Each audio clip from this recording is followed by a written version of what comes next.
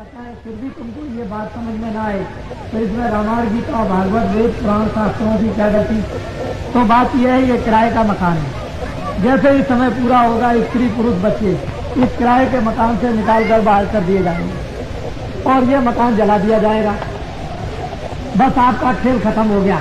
यहीं तक आपके रिश्तेदार कुटुंब परिवार जात बिरादरी मकान धन दौलत बच्चे यहीं तक, इसके आगे कुछ भी जाने वाला नहीं। ना आप कुछ लेकर के आए ना कुछ लेकर जाओ। मूल मतलब यह है कि मनुष्य शरीर उस परमपिता परमात्मा ने क्यों दिया, इसको आप सब लोग समझ लें अच्छी तरह से तो अच्छा होगा। धर्म पुस्तकें रामायण गीता भागवत वेद पुराण क्यों आपके सामने रखे गए?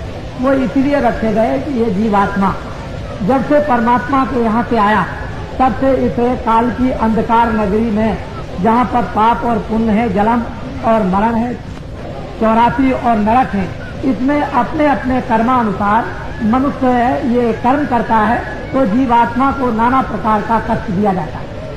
उस कष्ट के निवारण करने के लिए, कष्ट से छुटकारा दिलाने के लिए आपको ये मनुष्य रूपी सबसे ऊंचा मकान दे दिया। और ये कहा महात्माओं ने, ऋषियों ने और धर्म पुस्तकों ने, देखो अब की बार तुमको मकान मिल गया है, बुरे काम तो करना नहीं, जितने भी करना अच्छे करना। और मकान इसलिए दिया जाता है कि अब की बार तुम तप करके, तपस्या करके, दान कर, पुण्य कर, सेवा कर, सत्य बोलकर, योग कर, ध्यान कर, ये जिस तरह से भी हो सके उस जीवात्मा को अब की बार मरने के पहले भगवान के पास तक पहुंचा। बस इसी काम के लिए आपको ये मनुष्य शरीर मिला। बाकी ये कहा गया था, महात्माओं ने बताया था कि शरीर की रक्षा करना, खाना भी देना, कपड़ा भी देना और इसकी देखभाल भी करना, इसमें जो जीवात्मा रहती है उसकी भी रक्षा कर लेना।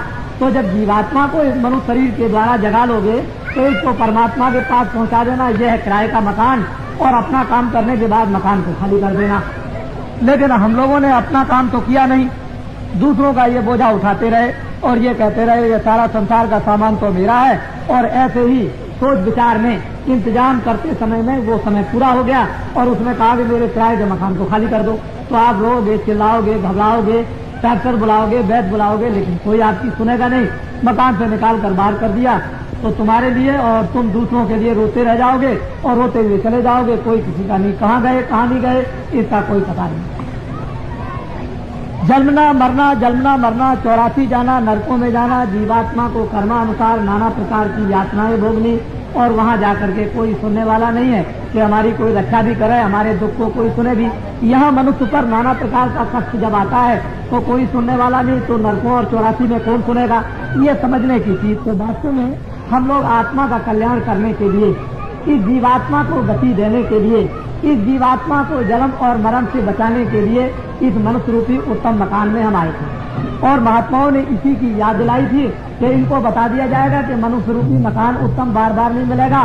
तो आप लोग अब की बार थोड़ा समय बचाकर सुबह शाम घर का, खेती का काम, दुकान का काम, नौकरी का काम करते हुए, बाल बच्चों की सेवा करते हुए थोड़ा समय बचाओगे सुबह शाम तो इस जीवात्मा का भी कल्याण हो जाएगा। लेकिन हम लोगों ने तो ये समय बचाया नहीं, दिन और रात दुनिया के काम में लगे रहे और वो समय आ गया मौत का, तो मौत लेकर के चली गई, शरीर को जला करके खाक कर दिया। तो बतलाओ अब आपने अपने लिए क्या किया? कुछ भी नहीं। तो मेरे कहने का मतलब सीधा साधा समझो, मैं तो हूँ धार्मिक। वास्तव में जब मनुष्य चारों तरफ बुराइयों में फंस जाता है तो ये तो बताना ही पड़ेगा कि बुरे का परिणाम बुरा और अच्छे का अच्छा। बुरा करोगे, चोरी करोगे, धोखा दोगे, बेईमानी करोगे, झूठ बोलोगे, किसी को मारोगे, छल करोगे, कपट करोगे, दुराचार करोगे तो तुमको ये सब अपराध लग जाएंगे और फिर तुमको इसकी सजा भोगनी पड़ेगी। तो ये तो आप जानते ही हो कि तप करने से राज मिलता है और राज करने से नरक मिलता है। ये तो आपको महात्मा जंगल में तप करते थे, सत्य बोलते थे, सेवा करते थे, दया करते थे, प्रेम करते थे, योग करते थे। उससे जब कभी हो गया उनका योग भ्रष्ट हो गया तो राजा बन गए और राजा बनने के बाद जब सभी सामान संसार के मिल गए तो फिर नरक को चले गए भोगने के बाद। तो इंद्रिय भोग से, राजभोग से, ये सभी वैभव भोग से मनुष्य कुकर्म करता है और फिर नरक में चला जाता है और जुग जुग तक वो आत्मा नरकों में पिटती रोती चिल्लाती रहती है, फिर उसको ये अवसर नहीं मिलता है। तो अब तो आपको ये जानना ही चाहिए, आप तो कोई यहाँ राजा नहीं हो, आप तो एक सामान व्यक्ति हो, हम भी सामान आदमी है, आप भी सामान आदमी हो। तो सामान आदमी समझ सकता है, सामान आदमी कुछ कर सकता है। अब तो आपके लिए भोग नहीं, लेकिन भोगों के लिए आप किस तरह से सुबह से शाम तक कि मैं राजा बन जाऊं, मैं मुझे बहुत भोग मिल जाए, मुझे बहुत सामग्री मिल जाए, मैं ये काम कर लूं, आनंद को ले लूं, इस तरह से ये सभी में सुबह से शाम तक लगे हुए हो, तो ये दिन और रात जो आपने बिता दी, समाप्त कर दी, तो क्या इसके लिए और कोई दिन रात आपके लिए आएगी? एक दिन निकल गया, दूसरा दिन आना नहीं है, वो दिन तो आपका खत्म हो गया। उम्र में से एक दिन और रात चला गया तो दोबारा आएगा नहीं।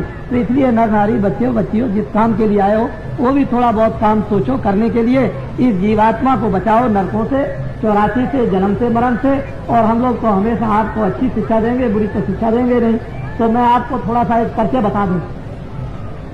आपने ये तो सुना होगा, नाम क्या है? मैं आपकी तरह से एक आदमी हूँ। इस आदमी का नाम है तुलसीदास। छोटा सा एक आश्रम है मथुरा में, जहाँ लोग प्रतिवर्ष आपके राजस्थान के बहुत से लाखों आदमी जाया करते हैं और देख करके आते हैं। मैं धर्म का, सनातन धर्म का प्रचार करता हूँ, सनातन धर्म का मार्ग बताता हूँ और आत्म कल्याण का इनको मार्ग बता करके साधना कराता हूँ। साथ ही साथ में रामायण, गीता, भागवत, वेद, पुराण, शास्त्र, उपनिषद जो उसमें लिखा हुआ है उस शिक्षा को मानता हूँ और फिर माथे इन सब धर्म पुस्तकों को रखता हूँ। लेकिन एक बात यह है कि जय गुरुदेव नाम का प्रचार करता हूँ और जय गुरुदेव नाम उस परम पिता परमात्मा का सर्वशक्ति मानता हूँ। मैं उसका प्रचार करता हूँ। अगर आपको इससे कोई इतराज है तो मैं धर्म पुस्तकों को सामने रख दूंगा। कहीं कोई उन्होंने कुछ कह दिया, कहीं कुछ कह दिया, कहीं कुछ कह दिया। अरे हनुमान जी तो आपको यही बताते हैं कि जय जय हनुमान गोसाई कृपा करो गुरुदेव की नहीं। गुरु ब्रह्मा गुरु विष्णु गुरुदेवा, धन धन गुरुदेव, दया सिंधु पूर्ण धरि नित्य करो तुम सेव, अचल भक्त मोह देव प्रभु। तो असल में गुरु से, वो जो गुरु सबका सर्वशक्तिमान है, तो बाबा जी उसी का प्रचार करते हैं, किसी आदमी का प्रचार नहीं करते। परमात्मा का प्रचार करते हैं, उसके नाम का प्रचार करते हैं। आपको तो कोई इतराज होना न चाहिए। उसी में ब्रह्म आ गया, उसी में राम आ गया, उसी में कृष्ण आ गया, सब कुछ उसी में आ जाता है, कोई चीज छूटती नहीं। जब सूरज सामने निकल आया तो उसी में चंद्रमा भी आ गया, सितारे भी आ गए और दिया भी आ गया। सूरज का प्रकाश तो बहुत बड़ा होता है और सब जगह उजाला कर देता है। तो जब आप सर्वशक्तिमान परमात्मा को मानने ही लगे तो सब उसी में आ जाते हैं। जो चले गए वो भी आ गए, जो आएंगे वो भी उसके अंदर में आ गए। तो राम भी आ गए, देवी भी आ गए, देवता भी आ गए। मतलब उसका ये कि आत्मा का कल्याण होना है, किस तरह से होना है वो तो मार्ग महात्माओं से मिलेगा। उस पर पता के चिंतन करने का, उपासना करने का, ध्यान करने का, आत्म शुद्धि करने का, मन की शुद्धि करने का, चित्त की शुद्धि करने का। जब ये पाप से पर लाभ लिए जाते हैं तो कोई न कोई अग्नि प्रकट होती है जो पापों को जला देती है। तो महात्माओं के पास में तो योग रूपी अग्नि रहा करती है जो हमारे अंदर में जला दी जाती है, तो वो पाप हमारे जल जाते हैं। तभी तो जीवात्मा निर्मल और पवित्र होगी और तभी मुक्त होगी। तो बाबा जी जय गुरुदेव नाम का प्रचार करते हैं। बाबा जी का तो नाम है नहीं जी जय गुरुदेव, बाबा जी का तो नाम तुलसीदास है। अब आपको ये बात तो मालूम हो ही गई कि भगवान का नाम जय गुरुदेव है और जिधर भी जाओगे उधर आपको सारे हिंदुस्तान में जय गुरुदेव नाम का आपको प्रचार मिलेगा। अगर भगवान का प्रचार नाम का ना होता तो इतनी जल्दी देश के अंदर में विकास नहीं करता और विश्वास लोग नहीं करते। तो जय गुरुदेव भगवान के नाम से विश्वास लोग करते हैं, उनसे उनको फायदा भी होता है, लाभ भी होता है, आत्मसिद्धि और आत्म जागरण भी होता है, आत्मशुद्धि भी होती है, मन विवेक और मन में निर्मलता भी आती है, विश्वास भी आता है।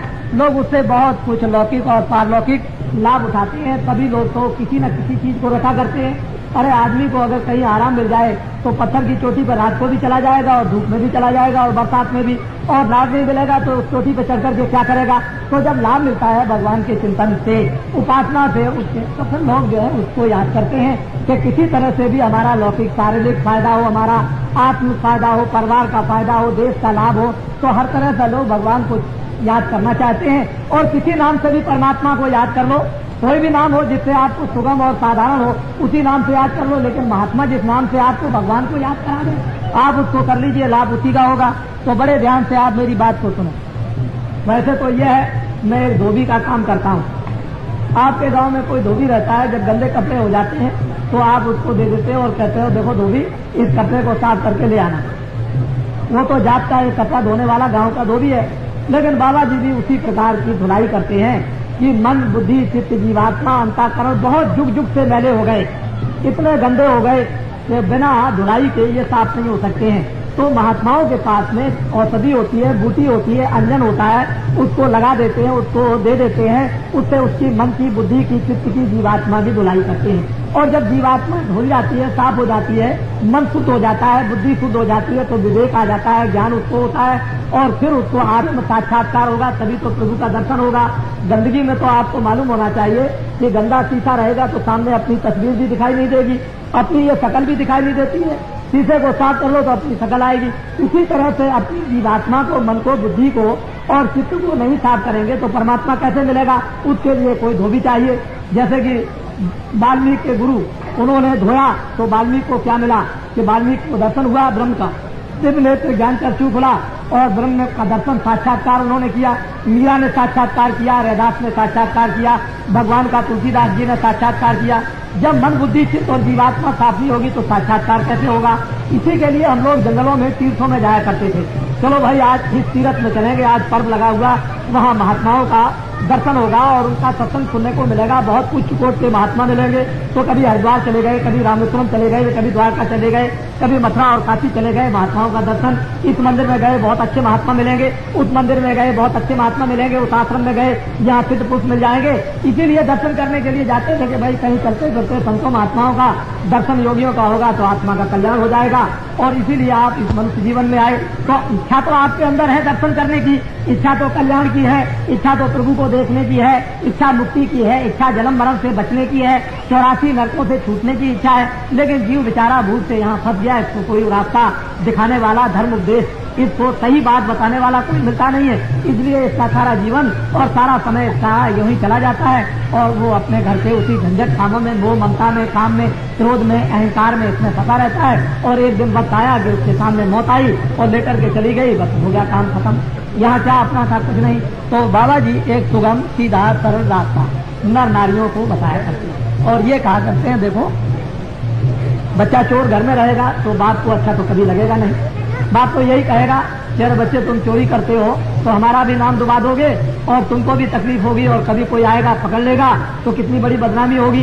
इसी तरह से महात्मा सारी सृष्टि में अपना बच्चा समझते हैं। सबको कहते हैं देखो गलती मत करना, चोरी मत करना, झूठ मत बोलना, धोखा मत देना, किसी को मार मत देना, किसी का कत्ल मत कर देना, ये सब बुराइयां हैं। शराब मत पीना, मांस को मत खाना, तुम अंडे मत खाना, ये सब खान जितने भी हैं खाने के अशुद्ध सामानों को तुम मत, इससे बुद्धि खराब हो जाएगी, चित्त हो जाएगा खराब, मन चंचल हो जाएगा, काम, क्रोध, लोभ, मोह, अहंकार जग जाएगा तो आत्मा का विनाश हो जाएगा। तो महात्मा बाहर की धीरे धीरे शिक्षा देते हैं। जब मजबूत कर लेते हैं तो उसको आत्म शिक्षा देते हैं साधना करने की। फिर जब वो आत्म साधना में लग जाता है तो आत्म शुद्धि हो जाती है, उसको ज्ञान हो जाता है, उसमें शक्ति आ जाती है, उसको आनंद मिलता है, तो उसका लोक और परलोक दोनों बन जाता है। इसी लोक परलोक बनाने के लिए हम लोग इस मनुष्य रूपी मकान में आए थे और रामायण करते थे कि हमारा लोक बनेगा, परलोक भी बन जाएगा। गीता को भी सुनते कि लोक बनेगा, परलोक बनेगा, और जब तब तीरथ करते हैं कि लोक परलोक बन जाए। लेकिन अब आप नहीं जानते हो तो भाई महात्मा क्या करें? महात्मा तो आपको जब नहीं मिलते हैं तो अपना रास्ता बदल गया। अब यह तो गलती है आपकी या महात्माओं की गलती है कि हमको आकर के उनको अपना धर्म उपदेश देना चाहिए। हमको अच्छी अच्छी बातें बताते, बुरी बातों को हमको जो हम उसमें फंसे थे छुड़ा लेते, तो आज अच्छे रास्ते पर तो जीवन हमारा सुखमयी, शांतमयी, गांव गांव में, परिवार परिवार में बन जाता, हम निरोगी हो जाते, कोई बीमारी नहीं होती, कोई लड़ाई झगड़ा नहीं होता, सब एक दूसरे के काम आते, सब में प्रेम होता और सब लोग आपस में मिलजुल करके रहते। तो ये इस तरह के संकट आपके सामने जो द्वंद्व, लड़ाई झगड़ों के हो रहे हैं वो नहीं आपके सामने आते। लेकिन आपने ये सोचा कि महात्माओं की क्या जरूरत है? महात्माओं की तो इतनी जरूरत जितनी माता पिता की जरूरत नहीं, महात्माओं की इतनी जरूरत है जितनी राजा की जरूरत नहीं, महात्माओं की तो इतनी जरूरत है कि कपड़े न पहनो तब भी काम चल जाएगा। लेकिन महात्मा मिलना चाहिए क्योंकि इससे तो कभी काम बनेंगे। इधर आपको ये भी बन जाएगा कि कैसे रहना है, कपड़े कैसे पहना है, किस काम के लिए आए हो, क्यों कपड़ा पहना जाता है, क्यों खाना खाया जाता है, मनुष्य रूपी मकान में कौन रहता है, ये सब चीजें आपको महात्माओं के द्वारा मालूम हो जाएंगी। तो अंतिम लक्ष्य तो आपको अपने कल्याण का ही प्राप्त करना है, अपने घर को ही पाना। घर छोड़ दिया, परदेश में आकर के मारे मारे फिरते हो। तो इसलिए नरनारी, बच्चे बच्चियों, अब आपको ये तो जान करके दुख होता ही है कि सारा संसार एक समय पर नष्ट भ्रष्ट मानो हो गया। और नष्ट भ्रष्ट होने से जब खान पान खराब हो गया तो बुद्धि में अविवेक नहीं रह गया, बुद्धि हो गई मैली। और मैली बुद्धि से अब लोग कुकर्म करने लगे और कुकर्म करने से बीमारी, लड़ाई झगड़ा, अशांति ये आनी जरूरी है। ये तो समाज घर में ये आ गई।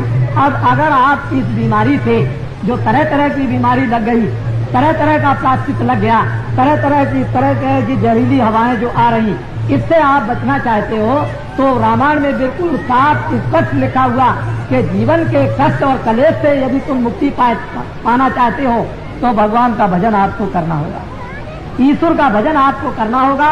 और कब की जो महात्मा आपको ईश्वर का भजन बता दें कि ये परमात्मा का भजन है, उसको करने लगे तो ये सब व्याधि संकट आपका दूर हो जाए और फिर आपको किस तरह की शांति, आपको किस तरह की आपको शुद्धि आप में आ जाए, कैसे आप अपने यानी आत्मा को, जीवात्मा को आप जगा सकते हो। लेकिन जब तक महात्मा नहीं मिलेंगे तब तक ये सब संकट आपके सामने आए और आप लोग जो है जब कभी महात्माओं की बात सुनते हैं तो बुराई में लग जाते हैं। आपको क्या मिलेगा बुराई करने से, या बुराई सुनने से आपको क्या मिलेगा? दूसरे की बुराई सुनोगे, दूसरे की बुराई करोगे और सिर पर अपने पाप लगेंगे। अरे रामायण में, गीता में तो लिखा हुआ बिल्कुल स्पष्ट कि कभी दूसरे की बुराई सुनना ही नहीं, न बुराई को करना। अरे जितनी हो सके किसी की अच्छाई करो और जो हो सके किसी की भलाई करो, किसी की सेवा कर दो। तो तुम अगर हो सकता है तो सत्य बोलो, क्यों गाली किसी को देते हो? तो मनुष्य है जिस काम के लिए आया और मनुष्य इतना ज्ञानवान वो काम तो करता नहीं है, अज्ञानी काम करने लगा और ऊपर से गंदगी को लादते लादते इतने दिन हो गए। इस गंदगी को दूर कौन कर सकता है? अब तो ये आप सोचना समझना चाहिए। बाहर के पानी से आप चाहते हो कि गंदगी दूर हो जाएगी, तो बाहर के पानी से तो गंदगी दूर होगी नहीं। वो तो महात्माओं के पास में निर्मल जल होता है। आत्म सिद्धि का जब निर्मल जल होता है महात्माओं के पास में और वो जब जल छिड़का जाता है तो आत्म शुद्धि करता है और वो गंदगी को दूर कर देता है, धोकर के साफ करता है। तो ये जीवात्माएं निर्मल पवित्र इस मनुष्य रूपी मकान में होती हैं, तभी ये कृतार्थ हो सकेंगी, नहीं तो बहुत मुश्किल होगा। तो अब तो ये तरह तरह के कष्ट आपके सामने आए। तो मेरे कहने का मतलब यही कि हम तो आपको सुगम सीधा रास्ता बताएंगे ही, क्योंकि हमने यहाँ कोई जात पात का झगड़ा नहीं रखा, किसी तरह का नहीं। मुसलमान हो, हिंदू हो, छोटा हो, बड़ा हो, ब्राह्मण हो, क्षत्रिय हो, वैश्य हो, अर्जन हो, कोई किसी भी जात का हो, हमको उससे कोई मतलब नहीं। मतलब तो इससे है कि मन सोना चाहिए। जब पैदा हुए थे तो नंगे, पैदा हुए थे तो रो रहे थे, पैदा हुए थे न पढ़े थे, न आप कपड़ा पहन सकते थे, न किसी को पहचान सकते थे। लेकिन जब धीरे धीरे जब बड़े हुए और बुद्धि जगी और आपको परिचय ये कराया गया सब कुछ, तो कपड़ा भी पहनने लगे, शर्म भी आने लगा, खाना भी खाने लगे और उठने भी लगे और सुनने भी लगे और बात भी करने लगे और दूसरे की इज्जत और सेवा भी करने लगे। लेकिन जब जाने का वक्त हुआ तो कपड़ा भी भूल गए, खाना भी भूल गए, उठना भी भूल गए, बोलना भी भूल गए, देखना भी भूल गए। क्यों? कि जब आए थे तो कुछ नहीं लेकर आए, न कुछ समझ लेकर आए। जब जाने लगे तो ये सब कपड़े उतार दिए, सारा संसार का ध्यान खत्म हो गया, सब पहचान खत्म हो गई। जब मरने लगता है तो सब पहचान खत्म, ना कुछ लेकर आए ना कुछ लेकर जाओगे, सब कुछ आपको छोड़ करके यही जाना है, इसी जगह खाली आपको जाना। ये भी मनुष्य रूपी कपड़ा उतार दिया जाएगा आपका और ऐसी अवस्था में भेज दिया जाएगा कि इसके अंदर कौन रहता था, किस तरफ से निकल करके चला गया, ये आपको कोई ज्ञान नहीं हो पाएगा। उसी को जानने के लिए ये मनुष्य रूपी कपड़ा आपको मिला है और इसमें बैठ करके आप अपने आप को जानो, अपने आप को पहचानो। पहचान लोगे महात्माओं की कृपा से, दया से, तो सारा काम और जीवन सफल बन जाएगा और जिस लिए आए थे वो काम हो गया आपका। नहीं तो ऐसे न मालूम अनेकों और करोड़ों जन्म आपने धारण किए हैं और फिर भी अभी तक काम कुछ नहीं हो सका। यही रोना रोते रहे जन्म मरण का, नरकों और 84 का। तो रास्ता तो मैं आपको बताऊंगा, इसमें तो दो संदेह नहीं। सीधा बताऊंगा, साधारण बताऊंगा, ऊंचा बताऊंगा। चारपाई पर करो, जमीन में बैठ के करो, रजाई ओढ़ के करो, कंबल ओढ़ के करो, पहले खेती करो, बाद में बच्चों की सेवा करो। जब कोई काम तुम्हारे पास न हो तो भगवान का भजन 15 मिनट, 20 मिनट, आधा घंटा लेट करके, बैठ करके, समझ गए, पैर लटका करके जैसे भी बन जाए वैसे कर लो तो काम तुम्हारा ये बन जाए चलते चलाते। नहीं तो आगे बड़ी मार पड़ेगी और नरकों की अग्नि में वहां जब जलाए जाओगे तो कोई बचाने वाला नहीं होगा, काटे जाओगे तो कोई बचाने वाला नहीं होगा, सड़ाए जाओगे तो कोई बचाने वाला नहीं होगा, भूख प्यास लगेगी तो कोई देने वाला नहीं मिलेगा। वहाँ इतनी यातनाएं जमदूत सिपाही देते हैं कि वहाँ हाहाकार जीवात्माएं करती है, रोते चिल्लाते रहते हैं और ये रोज घटनाएं देखने को मिलती हैं। जब तुमको वो ज्ञान मिलेगा, जब तुमको ज्ञान चक्षु मिलेगा, जब नेत्र तुमको मिलेगा, जब तुम्हारा खुल जाएगा और मनुष्य रूपी मकान में बैठ करके जब देखोगे कि जीवात्माएं कैसे निकाली जाती हैं और कैसे डाली जाती हैं और कहाँ इनका हिसाब होता है, न्याय इनका कहाँ होता, कौन इनको मारता है, किस तरह से मारता है, कहाँ इनको जलाता है, तो आदमी कांपता है और डरता है। और पुस्तकों में फिर महात्माओं ने लिखा कि हे जीवो, हे मनुष्यों, ये ऐसी दुर्गत आत्माओं की होती है, तुम बुरे कामों को अब करना छोड़ दो। अभी तक जो कुछ किया तो किया, अभी तक तो आपने सब कुछ कर लिया, जो कुछ करना था, यानी इन 27 वर्षों में जितने भी बुरे से बुरे काम करने थे आपने सब किए, उससे तो आपने हार मानी नहीं, लेकिन मिला आपको क्या ये सोच लो। 27 वर्षों में ये सोचा था कि महात्मा की जरूरत नहीं, रामायण की जरूरत नहीं, धर्म की जरूरत नहीं, प्रेम की जरूरत नहीं, सत्य की जरूरत नहीं, सेवा की जरूरत नहीं, माता पिता के सेवा की जरूरत नहीं, बड़ों की इज्जत की जरूरत नहीं। आपने इन सब बंधनों को जो सामाजिक थे, घर के थे, परिवार और मनुष्य के थे, उन सबको तोड़ दिया। सोचने लगे चलो भाई अब बंधन तोड़ करके बाहर निकल जाएंगे, गीता रामायण का क्या बंधन महात्माओं का और देवताओं का, तो चलो बड़ा आनंद मिल जाएगा। आपने सब कुछ किया और करने के बाद आपको मिला क्या ये आपको सोचना है। तो मैं आपको एक छोटा सा किस्सा बताता हूँ, वो सुने स्त्री पुरुष सभी। एक महात्मा जी थे, आपके गांव में आए। महात्माओं को लोग क्यों पकड़ते हैं ये समझने की बात। जब आप सब तरह से थक जाते हो, हार जाते हो, रोते चिल्लाते हो और कोई भी रास्ता आपके दुख दूर होने का नहीं होता है, तो अंत में लोग महात्मा को पकड़ते हैं कि महाराज अब तो दया दृष्टि कीजिए, अब कृपा कर दीजिए। तब फिर महात्मा होते हैं द्रवित, वो दूसरों के दुखों को देख करके फौरन पिघल जाते हैं और कहते हैं भाई इसके ऊपर तो दया होनी चाहिए, इसके दुख दूर हो जाए।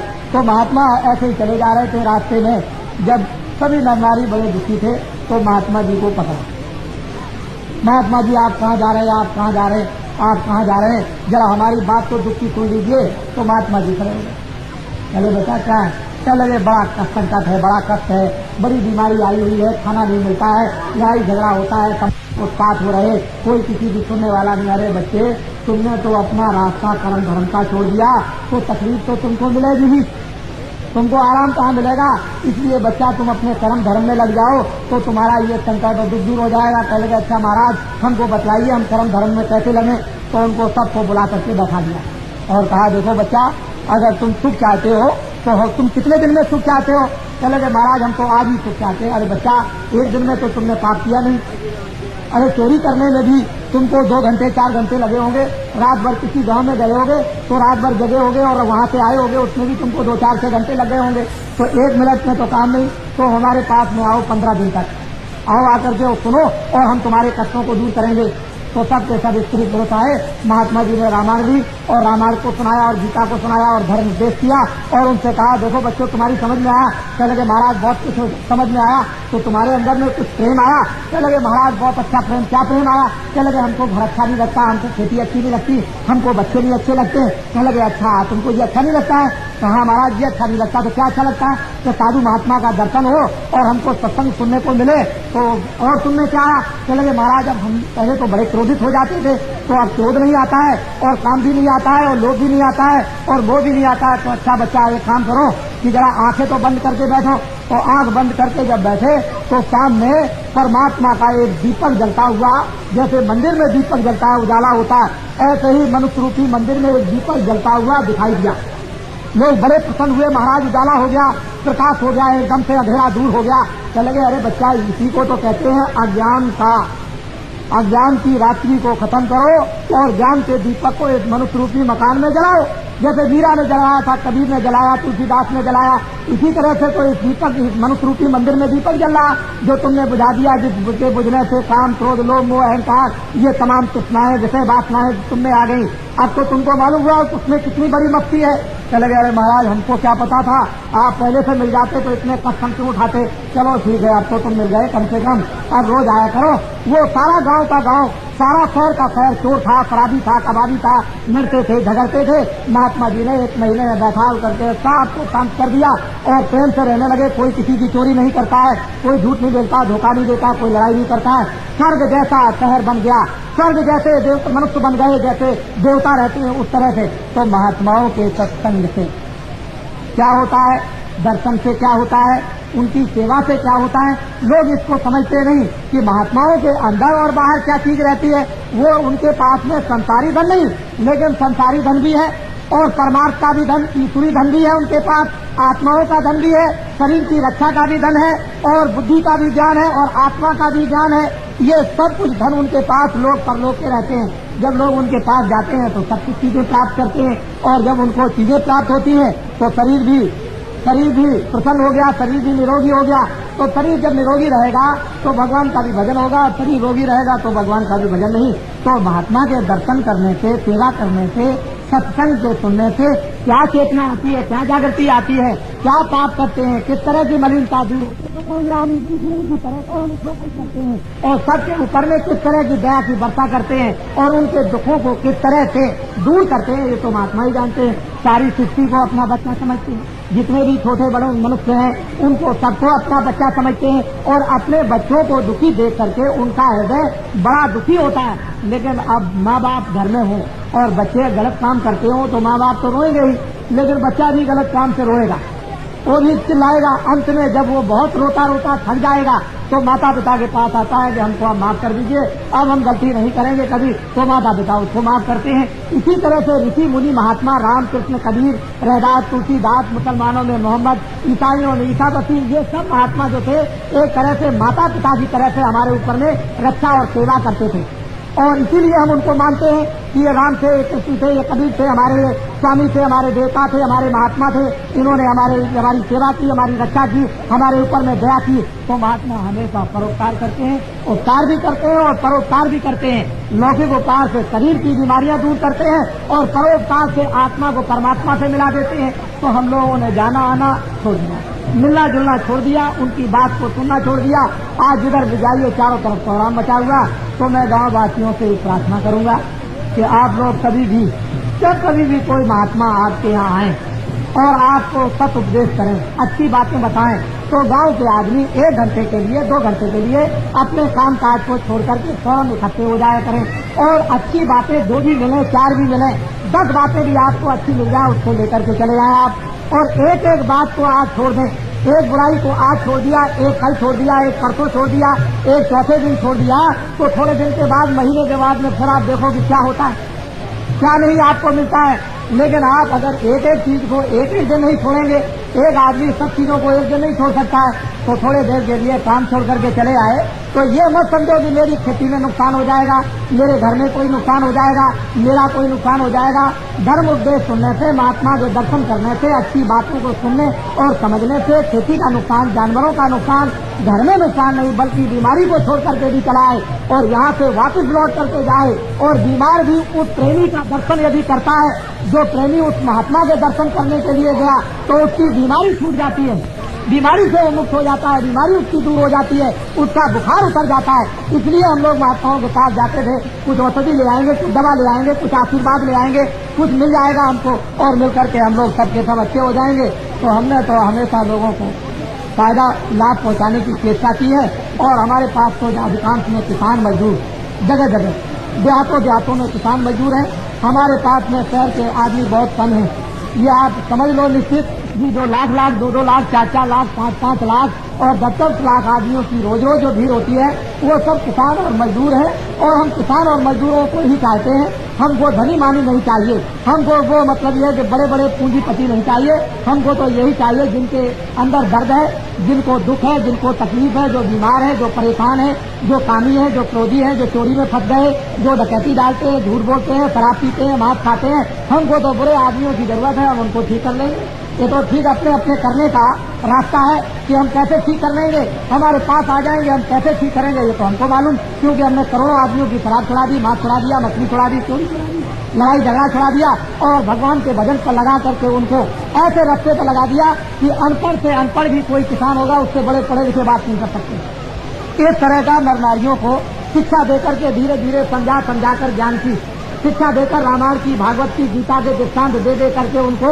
और इस तरह से बनाया कि आप देखिए उनमें कितना प्रेम आ गया, कितने उनमें सत्यता आ गई, कितना उनमें आत्मविश्वास हो गया, कितने उनमें भगवान का विश्वास आ गया।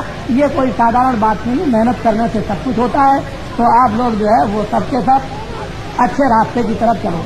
गांव गांव के अंदर में आप लोग अपनी अपनी मीटिंगों को बना लो और ये आपस में बैठ करके तय करो कि भाई अभी तक तो आपने ये देख लिया सब कुछ कि शराब पीते थे, चोरी करते थे, मांस खाते थे, मछली खाते थे, लेकिन शराब कोई न पिए। एक ही काम हाथ में ले लो कि हम लोग आपस में भाई शराब पीना छोड़ दो, शराब बहुत खराब चीज है, बुद्धि को नष्ट करती की बेइज्जती करता है। इसलिए एक काम को अगर आप लोग उठा लें तो 10 आदमियों का, फिर 20 आदमियों का, महीने में 50 आदमियों का, साल में 100 आदमियों का, इस तरह से 4-5 साल के अंदर में एक बुराई आपके सामने दूर होती हुई जब दिखाई देगी तो आपके अंदर विवेक आएगा और आपके अंदर सत्यता आएगी, प्रेम आएगा। तो समाज का जो ढांचा बिगड़ गया घर घर में और गांव-गांव में ये बनने लगेगा। तो गीता और रामायण को भी समझ जाओगे, फिर महात्माओं के धर्म उपदेश को भी समझ जाओगे। अगर ये जीवन ठीक कर लो तो चंद दिनों में भगवान को भी आप प्राप्त कर सकते हो, थोड़े दिनों में, महीनों में और वर्षों में। क्यों कि महात्मा आ जाएंगे, सीधा रास्ता आपको बताएंगे, जमीन तैयार रहेगी, हृदय रूपी जमीन आपकी जब शुद्ध पवित्र रहेगी, महात्मा फौरन रास्ता बताएंगे, आप उस रास्ते पर बैठ जाएंगे। 10 मिनट भी बैठो, आधा घंटा भी बैठो। मीराबाई कोई दिन भर तो नहीं बैठती थी, कबीरदास कोई दिन भर नहीं बैठते थे, धन्ना जाट थे, वो दिन भर भगवान के भजन में नहीं बैठते थे, खेती भी करते थे, जानवरों को चारा भी देते थे, बाल बच्चों की सेवा भी करते थे और उसके बाद भगवान के भजन में बैठ गए, उन्होंने भगवान को पा लिया। तो कहने का मतलब है काम के वक्त काम करो, सेवा के वक्त सेवा करो, खाने के वक्त में खाना खाओ, सोने के वक्त में सो और भगवान के वक्त में भजन करो। ये नहीं कि 24 घंटे हमको एक ही काम करना है। इसीलिए तो महात्मा कहते हैं कि जिन लोगों ने ये कहा कि जंगल में छोड़ करके चले जाओ भगवान मिलेगा, उनको नहीं मिलेगा। घर में रह करके ही जंगल बना लो। ये सब मैं सेवा करता हूँ, मेरा कर्तव्य है। बच्चों की सेवा करता हूँ, स्त्री की सेवा करता हूँ, स्त्री पति की सेवा करता है, कोई भाई की सेवा करता है, कोई रिश्तेदार की सेवा करता है। ये मनुष्य का कर्तव्य है और उस कर्तव्य का करो पालन और उसके बाद समय बचा करके सुबह शाम जब भी मिल जाए तो भगवान का भजन करो। इसी गृहस्थ आश्रम को ही जंगल बना लो। यही खेती करते हुए, व्यवसाय करते हुए, नौकरी करते हुए, बच्चों की सेवा करते हुए, ये समझो हमारा कोई भी नहीं, हम तो अकेले आए थे और जब जाने लगेंगे तो अकेले चले जाएंगे। इसलिए अपने कर्तव्य का पालन करो, करने के बाद भगवान का भजन कर लो और छोड़ करके यहाँ से चल पाओ। तो ये जब महात्मा मिलेंगे तभी सच्ची शिक्षा आपको मिलेगी, नहीं तो आपको बहुत मुश्किल है मिलना। देखो ठहर जाओ थोड़ी देर के लिए, आप ये बत्ती बंद कर दो बच्चे, इस बत्ती को एक को बंद कर दो, इसको, ये मच्छर बहुत है। देखो अभी तो मैं तो आपका भला करूंगा किसी तरह से भी, चाहे आपको मिट्टी दे दूं, चाहे आपको बात सुना दूं, चाहे आपको आंख से देख लूं और चाहे आपको हाथ से छू लूं और चाहे आपको भगवान का भजन कराऊं, चाहे आपसे और कुछ कराऊं, लेकिन आपका लाभ मैं जरूर पहुंचाऊंगा। इसको कोई मुझे रोक नहीं सकता। चाहे आप बदनाम करो कि भगवान को नहीं मानते हैं, रामायण को नहीं मानते, गीता को नहीं मानते हैं, या गंगा को नहीं मानते, या जमुना को नहीं मानते, आपके कहने से कुछ नहीं होगा। जिसको लाभ होगा दौड़ के आएगा, सीधी साधी बात। तो बाबा जी की बात तो ये सुनो कि मैं तो परमात्मा की प्राप्ति का ये सीधा सरल रास्ता बताता ही। जब तुमको कभी इच्छा हो भगवान के मिलने की, दिव्य नेत्र रामायण में लिखा हुआ है, दिव्य नेत्र गीता में लिखा हुआ है, शिव नेत्र रामायण और गीता और भागवत में लिखा हुआ है और शिव नेत्र वेदों में लिखा हुआ है। जब शिव नेत्र लिखा हुआ है कि मनुष्यों के पास है तो तुम्हारे सबके पास में शिव नेत्र, ज्ञान चक्षु, दिव्य नेत्र है। शिव जी ने जिस तरह से, पार्वती ने जिस तरह से और सीता ने जिस तरह से और राधिका ने जिस तरह से, कृष्ण भगवान ने और तुलसीदास ने जिस तरह से प्राप्त कर लिया उस भगवान को, उसी तरह से शिव नेत्र खोलकर, क्योंकि तुम्हारे सबके पास में शिव नेत्र तीसरा नेत्र है।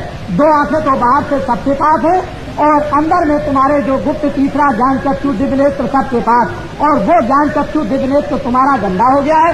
बाहर की आंखें जब गंदी हो जाती हैं तो बाहर से दिखाई नहीं देता है, बाहर की आंख साफ हो जाएगी, बाहर से दिखाई देने लगेगा।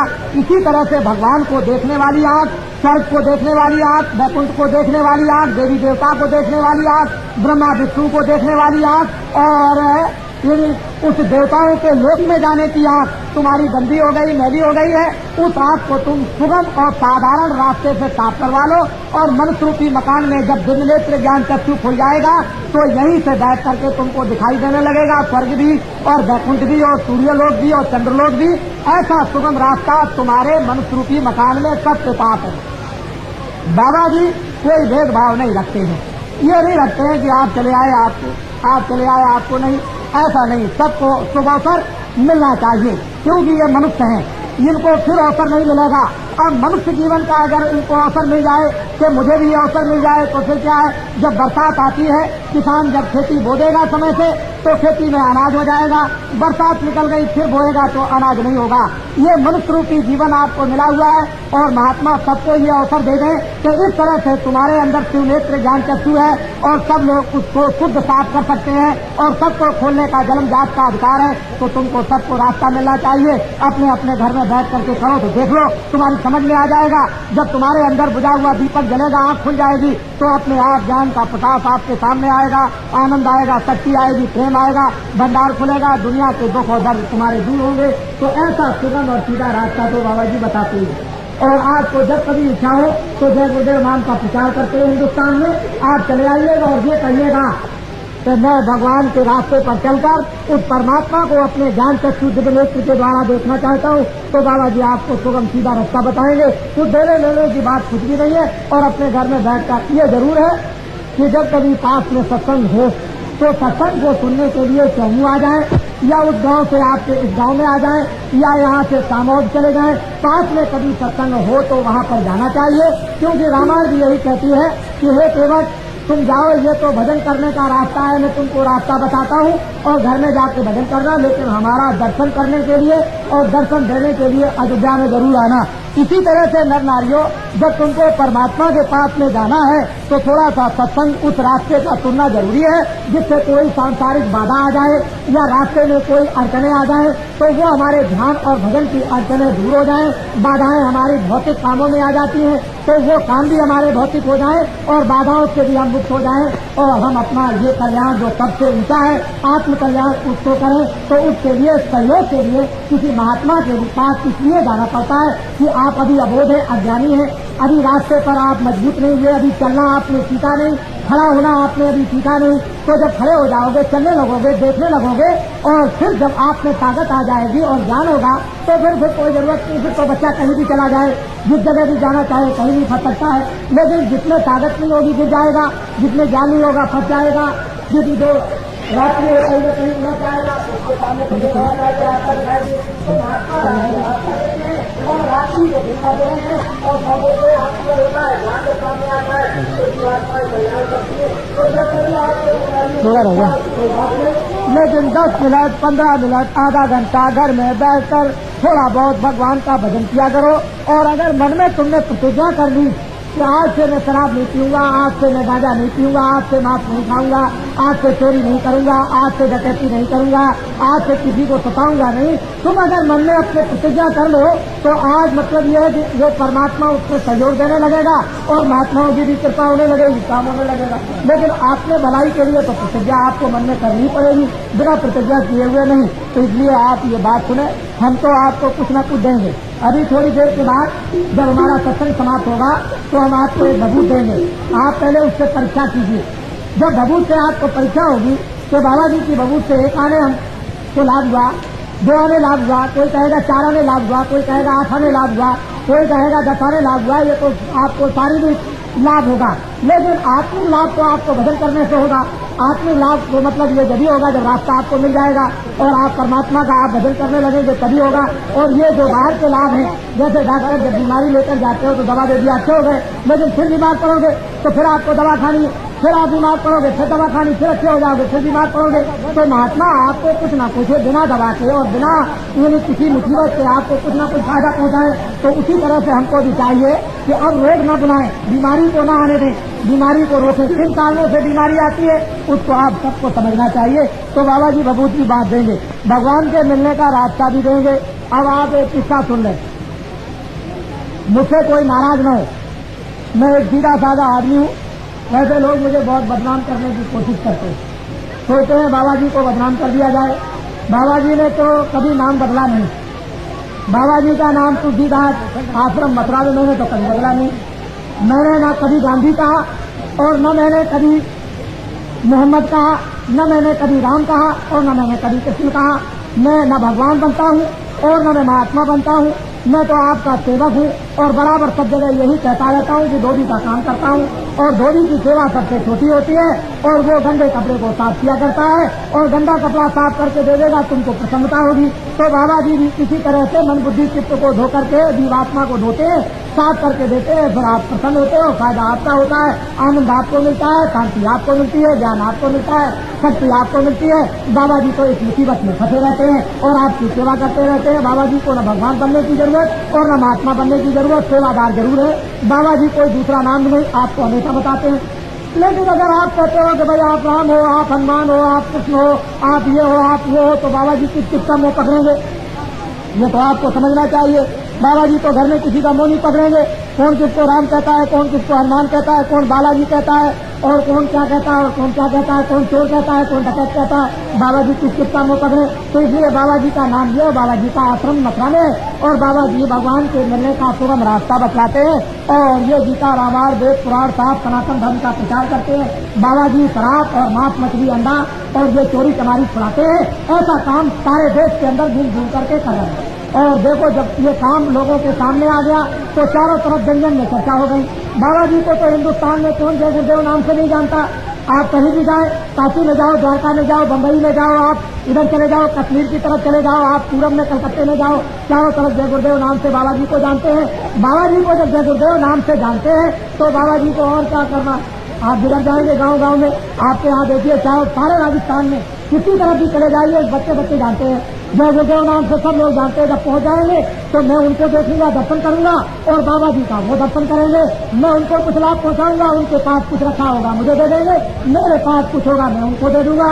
उनके पास क्या बुराई होगी, गंदगी होगी, मैं उनकी गंदगी को साफ करूंगा। मेरे पास अच्छाई होगी तो मैं उनको अच्छाई दूंगा। वो सीधी सादी बात। इसलिए बदनाम करने की बहुत चेष्टा करते हैं, लेकिन बाबा जी बदनाम नहीं हो सकते हैं। बाबा जी को चेष्टा करिए रहते हैं और होते और काटते रहते हैं। आपके लिए तो सीढ़ी पे चलना पड़ा। और ये तो आपको मालूम है कि जब ऋषियों मुनियों ने बतलाया था कि कंस तुम्हारे पापों का घड़ा भर गया है तो तुम्हारी बहन से एक ऐसा पुत्र पैदा होगा जो तुमको मारेगा, तो कंस ने अपने बहन द्वारोही को जेल में बंद कर दिया और कृष्ण भगवान का जन्म तो जेल में हुआ था। ये तो आपको मालूम होना चाहिए। तो असली बात तो यह है कि जब ऐसे ऐसे देवताओं के लिए ऐसे कष्ट आए जिनको हम मंदिर बना करके पूजते हैं, जिनकी रामायण और गीता को हम पढ़ते हैं, उन लोगों को इतना कष्ट आया, तो अगर ऐसे समय पर हम लोगों को कष्ट आ जाए तो क्या बड़ी बात है। तो कष्ट को झेलेंगे, जो भी कष्ट आएगा इस दुख को दूर करने के लिए, कष्टों को दूर करने के लिए, और धर्म को लाने के लिए, कर्म को लाने के लिए, और सत्य को लाने के लिए, और आत्म कल्याण के लिए जो भी कष्ट आएगा उस कष्ट को सहन करेंगे। उस कष्ट के लिए महात्माओं का तो वेशभूषा होता ही है। इसलिए आपको ये बात बड़ी समझनी चाहिए कि महात्मा किसके लिए होते हैं, आपके लिए। अगर आपको छोड़कर चले जाएं तो पारिया की चोटी बैठ जाए, उनको क्या जरूरत है। वो तो वहाँ भी ये जो कुछ उनके भाग में वो वहाँ भी कपड़ा मिल जाएगा और एक सिस्टम मिल जाएगा और आराम से रहेंगे। लेकिन ये समाज डूब जाएगा, ये आत्मा डूब जाएगी, नरकों में 84 में चली जाएगी। तो इसलिए महात्माओं को आप अपना समझें कि महात्मा हमारे लिए आते हैं, हमारा काम करते हैं, हमारे दुख को हरते हैं, हमारे दुख को सुनते हैं, हमारी व्याधा दूर करते हैं, लोक को बनाते हैं, पर लोक में जीवात्माओं की रक्षा करते पहुंचाते हैं और जन्म मरण से मुक्त कर देते हैं। ये महात्माओं का वेशभूषा इसीलिए हुआ करता है। लेकिन जो इस वेशभूषे को नहीं समझते हैं तो क्या किया जाएगा। तो इसलिए आप हमको तो आप अपना समझें, और मैं तो आपको अपना समझता ही हूँ कि आप सब मेरे ही हो। हमने तो कोई ऐसा उपदेश किया नहीं है कि जात पात का कोई झगड़ा रख दिया हो कि तुम बहुत खराब हो, तुम बहुत अच्छे हो, और तुम छोटे हो और तुम बहुत ऊंचे हो। हमारे पास तो जो भी आते हैं हम सबको गले मिलाते हैं। आप देखते नहीं हो, सबके बीच में घूमते रहते हैं, सबसे मिलते हैं, कोई भी होगा सबसे मिलते हैं, सबसे बात करते हैं और सबकी बात को ध्यान से सुनते हैं और जितना हो सकता है उतना उनको लाभ पहुंचाते हैं। तो इसलिए आप तो समझे अपना और मैं आपको समझता हूँ, और मुझसे जितना भी आप लाभ और फायदा उठाना चाहें हम हर तरह से तैयार हैं। लेकिन ये जरूर पूछूंगा, और कभी समय आएगा पूछने का तो ये जरूर पूछूंगा कि आपको हमसे क्या चाहिए, हमसे आप क्या चाहते हैं, कौन सी चीज ऐसी चाहते हैं, कौन मदद लेना चाहते हैं, किस तरह की सेवा आप हमसे चाहते हैं, किस तरह का काम हमसे चाहते हैं। हम जो भी काम चाहेंगे सब करने के लिए तैयार हैं। लेकिन जन जन को जब महात्माओं ने आवाज को उठाया है तो जन जन को स्थिति देखना चाहा, और हम ये चाहते हैं सारी सृष्टि स्वर्ग जैसी हो, सारी सृष्टि में स्वर्ग जैसा सुख हो, भरपूर वस्तुएं हो, सस्ती वस्तुएं हो, सबके चरित्र हो, सब में प्रेम हो, सब में सदाचार हो, सब लोग भगवान को याद करें, सब लोग भगवान का स्मरण करें, सब लोग निरोगी हो जाएं और सब लोग सुंदर हो जाएं। कोई अंधा, कोई लंगड़ा, कोई लूला, कोई बहरा न हो, सबसे सब अच्छे हो, इस तरह की कामना आपके लिए उस भगवान से करते रहते हैं। और ऐसा ही वातावरण बन रहा है कि एक समय आएगा तो लाचार होकर, मजबूर होकर, दिवस होकर, मार खाकर और चिल्लाकर और रोकर और तड़प कर और जलकर आप धर्म की तरफ दौड़ पड़ोगे और कहोगे अब तो हम धर्म के रास्ते पर चलना चाहते हैं, हमने तो दुनिया सब कुछ देख लिया है, अब सीधा रास्ता हमको चाहिए। तो उस समय पर भी हम आपको गले लगाएंगे और उस समय भी आपको प्रेम करेंगे, आपकी मदद करेंगे, आपकी सेवा करेंगे और ये चाहेंगे कि सबका जनजीवन बिल्कुल सुखमय हो जाए। लेकिन मैं क्या करूं, 70 से लेकर 80 तक मेरी बात को आप नहीं सुनोगे तो वो मुसीबत आपके सिर पर आएगी, वो आपत्ति आपके सिर पर आएगी, वो चिल्लाओगे रोगे जो लिखने में नहीं आ सकता है, इस तरह की आपत्ति आने वाली है। हमने 70 से और 80 तक 81 के अंदर तक आपको बताया। आप ये चाहते हो बाबा जी कल बदल दे, बाबा जी आज बदल दे, बाबा जी 1 घंटे में बदल दे। बोझा लगा हुआ है सिर के ऊपर, कपड़ा सब गंदा हो गया है, उसको न तुम एक दिन धो सकते हो न धोबी धो सकता है। इसलिए जो पाप करते करते करते करते जो रोम रोम और रग रग आपने नीचे से लेकर ऊपर तक गंदा कर लिया है और कहते हो 1 दिन में बदल दीजिए, 1 घंटे में बदल दीजिए, 1 घंटे में सुखी कर दीजिए, 1 घंटे में शांति कर और 1 घंटे के अंदर में आत्म कल्याण और आत्मज्ञान दे दीजिए, 1 घंटे में मुक्ति दे दीजिए और मोक्ष दे दीजिए। बच्चा हो तो जाएगा, लेकिन तुम बर्दाश्त नहीं कर सकते हो, इसलिए थोड़ा समय तो लगेगा ही। लेकिन 70 से और 80 तक का जो पाठ पढ़ाया वो इसीलिए पाठ पढ़ाया जाता है कि सारी दुनिया के अंदर में एक जन जागरण हो गया धर्म पर चलने के लिए और कर्म को लाने के लिए और सत्य पर और बुराई को छोड़ने के लिए एक अंदर जागरण तो हुआ। मालपुरा से एक आदमी ने आकर के होली पर, मैं मार्च के महीने में होली में 22 तारीख को आपके जयपुर में आ गया था। आपको आश्चर्य होगा कि मैं 20 तारीख को मथुरा में था, एक दिन रह करके और 22 तारीख को आपके जयपुर में आ गया मार्च में, और 22 से लेकर के मैं 28 तक अपने यानी आपके जयपुर में रहा और 29 तारीख को रात को मैं मथुरा पहुंच गया और मैं बराबर मथुरा ही में हूँ। कल मैं रात को फिर वापस जयपुर आ गया। तो आपको ये जानना चाहिए, ये समझ लेना चाहिए कि बाबा जी किस तरह से मेहनत और परिश्रम आपके लिए करते हैं, लेकिन आप उसको नहीं समझ सके तो मैं इसके लिए क्या करूंगा, क्या आपको समझा सकूंगा। तो बड़ी सीधी सादी बात को उसको सुनने की चेष्टा करें कि बाबा जी चारों तरफ हिन्दुस्तान में इस तरह से धर्म का प्रचार कर रहे हैं, धर्म का प्रचार कर रहे थे, धनोरा पिट गया। और बाबा जी से किसी को डरना नहीं चाहिए, क्योंकि बाबा जी सबके हित के लिए काम कर रहे, सबके कल्याण के लिए सोच रहे हैं, सबकी भलाई के लिए, सबकी सुख समृद्धि के लिए। लेकिन बाबा जी से आपको डर क्यों है? असली डर ये है कि बीमारी आपको आ गई, बाबा जी दवा देते हैं, आप अपनी बीमारी के दुख से रोने लगते हो और बाबा जी को गाली देने लगते हो कि बाबा जी हमारे यानी छेड़छाड़ करते हैं। तो मवाद आपको हो गया और बाबा जी चाहते हैं कि जरा सा इसका मवाद खोल दिया जाए तो निकल जाए, रात को ये आराम से सो जाए। लेकिन उस मवाद से आप तड़पते हो और बाबा जी को गाली देने लगते हो कि मेरे मवाद को छूना नहीं, अगर तुमने छू लिया तो मेरे दुश्मन हो।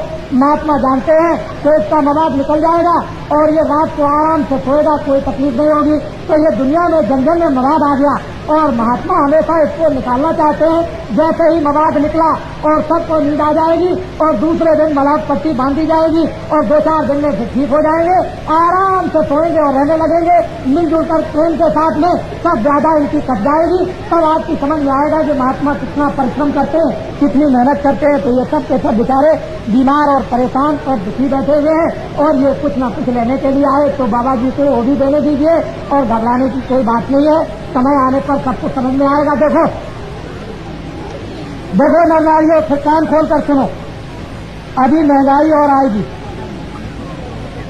कपड़े महंगे होंगे।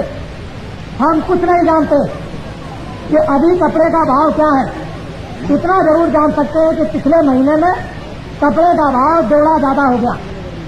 वो मोटा कपड़ा आप खरीदते होंगे, मैं भी सुनता हूँ 2 गुना हो गया ज्यादा कपड़ा। जितना कपड़ा आज की तारीख तक महंगा हो गया, अभी और महंगा होगा। पहले समझ लें आप, आज कोई भी चीज सस्ती हो गई हो फसल पर, चाहे चने सस्ते हो गए, चाहे गेहूं सस्ते हो गए, चाहे मटर सस्ता हो गई, चाहे तेल सस्ता हो गया, जो कुछ भी फसल पर सस्ता हो गया वो तो किसानों का लेने के लिए सस्ता हो गया। जब किसान दे देगा, उसके घर से जब निकल जाएगा तो उसके बाद में फिर महंगा दूना हो जाए। समझ लो आप, किसान मेहनत करते हैं, किसान सुबह शाम जलते हैं, किसान सुबह शाम डरते हैं ये सारी मेहनत देश के अंदर किसान करते हैं। 90% सारे देश के अंदर में किसान मजदूर और मेहनत करने वाले हैं और इन्हीं से सब कुछ वसूल किया जाता है। यही सुबह शाम में बाल बच्चों के खेती में बाल बच्चों के पहाड़ में बाल बच्चों के हर जगह ये लगे रहते हैं, खून पसीना बहाते रहते हैं और इनके दुख और दर्द को कोई नहीं सुनता, कोई सुनने वाला नहीं। राजा के राज में उस समय पर अगर कोई सताता था और किसान चला गया, सरकार हमको तो आपका अधिकारी और सिपाही सता रहा, फौरन बुलाया और उसके साथ क्या करते थे वो तो आपको मालूम। लेकिन इस समय पर लोग सताए जा रहे हैं, कोई सुनने वाला नहीं, कोई पूछने वाला नहीं, कोई न्याय करने वाला नहीं और कोई रक्षा करने वाला नहीं। न जान की कोई रक्षा करने वाला, न माल की कोई रक्षा करने वाला, न बच्चों की रक्षा करने वाला, न स्त्रियों की रक्षा करने वाला, न जानवरों की कोई रक्षा करने वाला, न धर्म को कोई लाने वाला, न धर्म की कोई रक्षा करने वाला, किसी तरह की कोई भी इस समय पर नहीं। ये व्यवस्था अब और व्यस्त हो गई है और तुम किसान यदि चाहते हो कि दिल्ली से मेरी कोई व्यवस्था बना देगा या जयपुर से कोई मेरी व्यवस्था ठीक कर देगा, तो ये कुछ नहीं, आपको जन जन को जगना होगा और महात्माओं की बात को सुनना होगा और जन जन के अंदर में जब ये प्रेरणा आएगी तब जाकर के कुछ काम बन जाएगा, नहीं तो बहुत मुश्किल होगा। सारा किसान इस समय पर रोता और तड़पता है, लेकिन कोई नहीं, मैं भी देहात में घूमता रहता हूँ और मैं भी अभी किसान का ही बच्चा हूँ। अभी मथुरा आश्रम पर आपके राजस्थान के देख करके आए, रात और दिन जग कर और रात और दिन लग करके यानी अनाज उठा करके और रख करके 500 मन अनाज उठा करके और रख करके रात और दिन लग करके आया और अभी और सो आया हूँ, जो कि लोग पीछे से अपना उठाते रहेंगे। तो मैं उस तकलीफ को समझता हूँ कि कितनी तकलीफ और कितनी मेहनत होती है, लेकिन लोग नहीं समझते हैं। लोग तो हमको बिल्कुल एकदम से चूस रहे हैं। तो ये सब नक्शा जो किसानों का नर नारी बच्चे बच्चियों का बैठा हुआ है, इनकी तरफ जब तक कोई नहीं देखेगा सामान्य दृष्टि से, तब तक कोई भला नहीं कर सकता है। इसलिए मेरी बात को बहुत दूर तक सोचो और समझो इसके लिए, और नहीं समझोगे तो आपको बड़े संकट आएंगे। अनाज महंगा, कपड़ा महंगा, लोहा महंगा, ये महंगा, खाद महंगी, चीनी महंगी, वो महंगा, वो महंगा, वो महंगा, वो महंगा, सब चीजें अभी महंगी आएगी। व्यवस्था अभी अस्त होगी। अखबार और रेडियो ये झूठ बोलते हैं और किसानों को हमेशा धोखा देते हैं। जितने भी बुद्धिजीवी शहर में रहते हैं वो अखबार और रेडियो में फंस गए हैं। उनकी बुद्धि 24 घंटे चक्कर खाती है। किसानों के दुख और दर्द की बात को वो भी नहीं सुन पाते हैं और किसान बेचारे क्या करें, ये सुबह से शाम तक अपने बाल बच्चों के पालन पोषण करने के लिए किस तरह से मेहनत करता रहता है, इसे फुर्सत मिलती नहीं है। तो इसलिए अखबार और रेडियो की बात तो यानी 15 आने क्या, मैं तो 17 आने झूठी समझता हूँ। और जब तक अखबार और रेडियो की बात को आप झूठी नहीं समझोगे, जब तक आपके सामने गरीबी दूर करने का नक्शा सामने नहीं आएगा, सस्ती का नक्शा जब तक सामने नहीं आएगा, जब बाजार में जाओगे सस्ती जब तक चीजें आपको नहीं मिलेगी, जब तक आपके ये कष्ट दूर नहीं होंगे, तब तक विश्वास करने की क्या जरूरत है आपको आपके सामने। और ये सब कुछ आपसे वसूल किया जाएगा। सब कुछ ये देता लेता रहता है, लेकिन ये बेचारा क्या करे, इतना भोला होता है, इतनी मेहनत करता है, इतनी मशक्कत करता है, लेकिन दुनिया के सब लोग किसी को ठगा करते हैं, चाहे वहाँ बाजार में ठग लें, चाहे यहाँ ठग लें। हर तरह से ये रोता चिल्लाता रहता है, इसके कर्म में यही है और हम आपके कर्म बनाना चाहते हैं। आप अपने कर्मों को बिगाड़ना चाहते हो तो अभी पिछले किए हुए कर्म का हाल तो यह है, और बिगड़ जाएगा मनुष्य शरीर पाकर तो और बुरी हालत हो जाएगी और तुम्हारी जीवात्मा का हनन और पतन हो जाएगा। तो वहाँ रोते और चिल्लाते रहोगे, कौन सुनेगा। तो बाबा जी तो इसी दुख में आपके कर्म बनाना भी चाहते हैं और जीवात्मा की रक्षा भी करना चाहते हैं और जीवन भी सुखी चाहते हैं, हर तरह से लौकिक और पारलौकिक। तो इसलिए बाबा जी की बात को सुनो और हमसे आपको कोई स्वार्थ तो है नहीं, हम तो आपसे कुछ चाहते नहीं है, न हमको कोई मंत्री बनना है और न हमको कोई राष्ट्रपति बनना है। हमको तो ये धोबी की सेवा करना है और भगवान का रास्ता बताकर मनुष्य रूपी मकान में मरने से पहले इस जीवात्मा को भगवान की तरफ ले चलना और जन्म मरण से बचाना, यही काम करना। असली काम तो बाबा जी का यह है। तो मेरी बातों को बड़े ध्यान से सुनो और नहीं सुनोगे तो बाद में मानना पड़ेगा आपको, क्योंकि 70 से 80 तक जो कुछ भी बाबा जी कहेंगे वो सब कुछ होने वाला है, न होने वाली कोई बात नहीं होगी। और 70 से और अभी जो कुछ भी हमने 74 तक कहा वो सब कुछ देखने को मिला है लोगों को, और आगे जो कुछ भी आगे तक के लिए कह रहे हैं वो सब कुछ आपको देखने को मिलेगा। बाबा जी की एक बात झूठी नहीं है, इसलिए मेरी निवेदन प्रार्थना है कि हम भारतवासी हैं, हमको कोई विदेश से एक नया पैसा नहीं देता। लेकिन लोग क्या कहेंगे कि वो तो विदेश से पाते हैं, एक नया पैसा कोई भी विदेश का आदमी मुझको नहीं देता है। ये सब इंतजाम यही किसान खून पसीना बहा करके यही सब गरीब करते हैं, यही लाउडी स्पीकर लाए, तो इन्होंने ये मंच लगा दिया और इन्होंने करके छाप कर न मालूम किस तरह आपको संदेशा देकर के ले आए। बाबा जी ने उनको एक नया पैसा नहीं दिया। बाबा जी न तो विदेशी है, न विदेश से पैसा ले आते हैं। बाबा जी देसी हैं, यही धर्म का प्रचार करते हैं और यहीं पर चरित्र सदाचार की शिक्षा देते हैं, यहीं पर आत्माओं के जागरण का सत्मार्ग बताते हैं। बाबा जी विदेशी नहीं है और बाबा जी को कुछ चाहिए भी नहीं। बाबा जी को चाहते हैं कि कोई भी ऐसा आदमी पैदा हो जाए जो इन सबको सुखी जीवन कर दे, इनकी चीजें सस्ती कर दे और इनको सब चीजें मिलने लगे, ये आराम से रहने लगे, न्याय कोई इनको देने लगे, रक्षा इनकी करने लगे, सब लोग दिन में कमाए, शाम को रखे, कोई चोरी चमारी न करे, कोई लूटपाट न करे, झूठे मुकदमे न चलाए। बाबा जी तो इस तरह का जीवन सबके लिए चाहते हैं। इनमें से तुम्हारा कोई बच्चा निकल आए और ऐसा काम तुम्हारी सेवा का चाहे कुछ भी बन करके करे, बाबा जी तो ये कामना तुम्हारे बच्चों से चाहते हैं। बाबा जी तो और कुछ चाहते नहीं। इसी शिक्षा को देख देख करके तमाम लोग घबरा रहे कि बाबा जी ने तो ये बहुत बड़ा इन किसान मजदूरों का एक संगठन कर दिया है और इनमें विवेक और विचार पैदा कर दिया है और न मालूम क्या चीज भर देते हैं और किस तरह से जगा देते हैं। तो ये तो अब किसान जाने, ये मजदूर जाने, दुखी जाने कि इनको क्या मिलता है, तो इनको मालूम होगा। और बाबा जी को पता है कि इनको क्या देते हैं, इनको मालूम कि मुझे क्या मिलता है, ये जानते हैं। जिसको किसी को कुछ मिलेगा अपने आप कुछ ना कुछ समझेगा, नहीं किसी को मिलेगा तो क्यों कोई समझेगा। अरे बिना फायदे की दुनिया क्यों दूर से चल के आती है, कुछ ना कुछ तो उसको मिलता ही है। तो सीधी सादी बातें हैं, इसलिए आगे समय बड़ा खराब आ रहा है। मैं इतना ही आपसे अनुरोध करूंगा, देखो सभी संस्थाओं के लोग यहाँ पर बैठे होंगे, मैं तो एक धार्मिक आदमी हूँ, लेकिन आपको एक सलाह देता हूँ कि परिवर्तन होना चाहिए। सभी संस्थाओं के लोग, सब के सब जितनी भारत में संस्थाएं हैं, धार्मिक संस्थाओं के लोग एक हो जाओ, क्योंकि उसकी अब जरूरत है।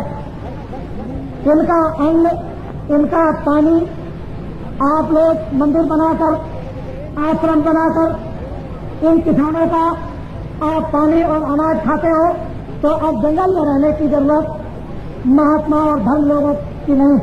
अब आओ इनके बीच में, इनकी आपत्ति आई हुई, इनके ऊपर अन्याय हो रहा, इनके ऊपर दुख का पहाड़ टूट गया, ये आकर इनके बीच में आकर के सुनो समझो और इनको एक रास्ता दिखाओ। ये धर्म लोग, महात्मा आचार्यों की बात राजनीतिक लोगों के लिए यह है कि सब राजनीतिक लोग सोचें और विचार करें और विरोधी जितने भी हैं ये तो सब के सब एक हो जाए, शासन करने वालों को एक तरफ कर दे और विरोधी हो जाए एक तरफ। बड़े ध्यान से, जब रोटी देने की, कपड़ा देने की, काम देने की, न्याय करने की, रक्षा करने की, सस्ती लाने की और टैक्स कम करने की जब बात सब करते हो तो विरोधी जितने भी हैं ये सब के सब एक हो जाए।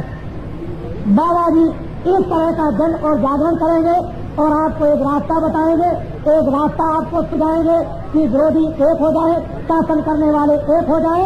और हम किसानों और मजदूरों से अनुरोध करेंगे कि 27 वर्षों में इतना कष्ट किसान और मजदूरों पर आया है, तो अब की बार परिवर्तन करो और दूसरों को एक मौका, एक समय दो सेवा करने का, जो चरित्रमान और सदाचारी है। और वो कौन तो 50% तो तुम्हारे 20 और 30 बरस के जो बच्चे हो उनको आप आने दीजिए। 30% जो 35 साल के ऊपर के बुढ़े हो उनको आप ले आइए और 20% धर्माचार्य जो काशी में हो या गया में, हरिद्वार में या आपके गांव में कोई महात्मा अच्छे हो उनको आने दीजिए। अगर ऐसे वीरों को और ऐसे अच्छे लोग और धर्माचार्यों को आप लोग मौका देंगे तो एक परिवर्तन आपके सामने सुख का, आराम का, चैन का और शांति का और न्याय का और रक्षा का आएगा और शक्ति का। तो जमाना बदलेगा और जमाना बदलने के लिए हम सब लोग ये सोच रहे कि रात तो भगवान जमीन से